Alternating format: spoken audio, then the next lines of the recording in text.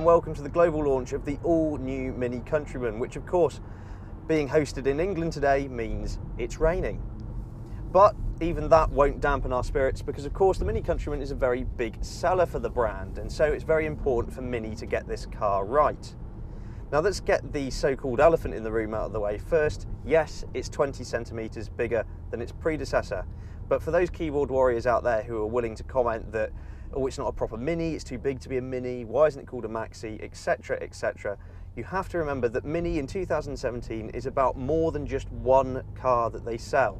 It's about the brand, it's that cheeky chappy attitude that it applies to all of its models.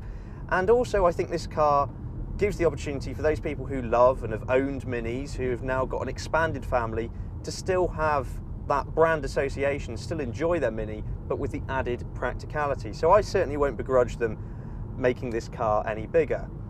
Visually, the design has certainly matured. It has a more rugged appearance about it, certainly thanks to that plastic cladding. It's wider, it's taller.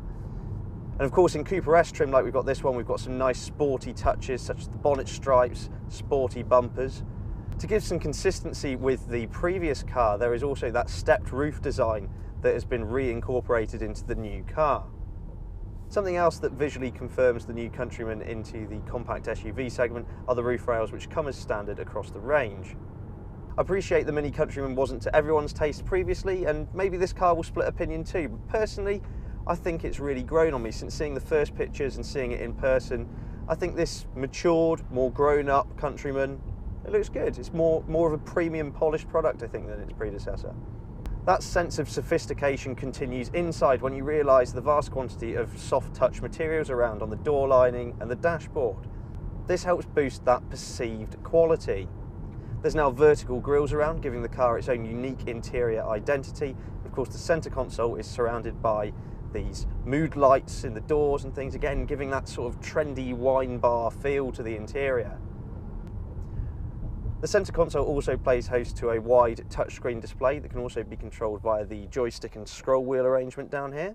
Now Mini have had a great interface for infotainment system for quite a while now, and the new software and graphics on this just further make it a slicker, cleaner and altogether more intuitive experience. The heated leather seats on this example have a sporty touch to them thanks to those nice body-hugging bolsters on the side.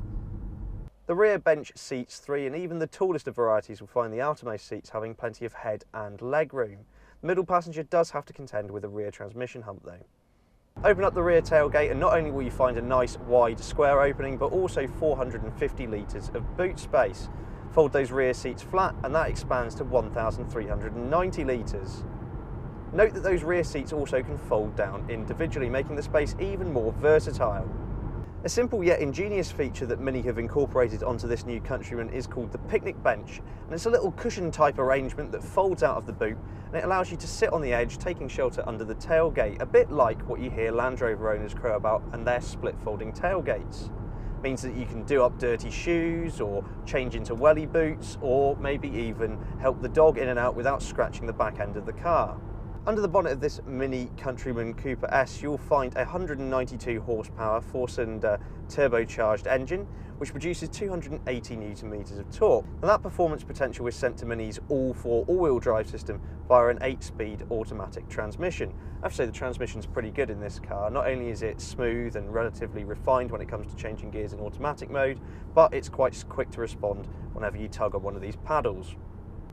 0 to 62 miles per hour in this car is done and dusted in 7.4 seconds, but for those who want something a little bit spicier, there is a new JCW model that has been unveiled today.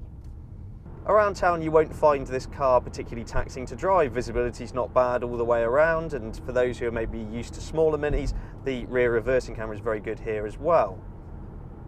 But I will say the car does ride firmer than competitors. Now the flip side of that is that you get a car that doesn't lean quite so much with a stiffer suspension setup, and that's a core Mini trait, is the handling, and that's something which the Countryman, even though it is a much larger Mini, still retains. Put the car into sport mode and tip it into a corner and you'll see that it's still keen to turn in on an apex. The reduced body roll means the body stays relatively flat, and the ALL4 all-wheel drive system means that you can take full advantage of the car's performance even in greasy conditions like this. And actually, I wouldn't be surprised if Mini arranged the weather today, because it is a bit treacherous out, and the extra security the ALL4 system gives you is something that I can totally see being valued by families in general in bad weather conditions.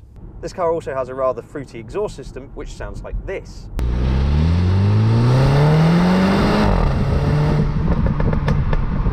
Now, of course, like every Mini these days, there are the 3 selectable drive modes. We've touched on sport mode. You have normal, which is a more balanced drive, and then you have green mode, which again changes all the interior lights in here to green, obviously, and it sets it up for a more economical drive. And you'll find that you, well, Mini claim at least, that you'll get 47 mpg combined and emit 141 grams per kilometre of CO2. The all-new Mini Countryman costs from £22,465, and to those people who love that sort of Mini way of life, they love the way it looks, they love the way their car drives, you can now have a car that is, well, an appropriate size for all of the family. Thanks very much for watching, and let us know what you think in the comments below. Please subscribe for all of the latest and greatest cars to hit the road.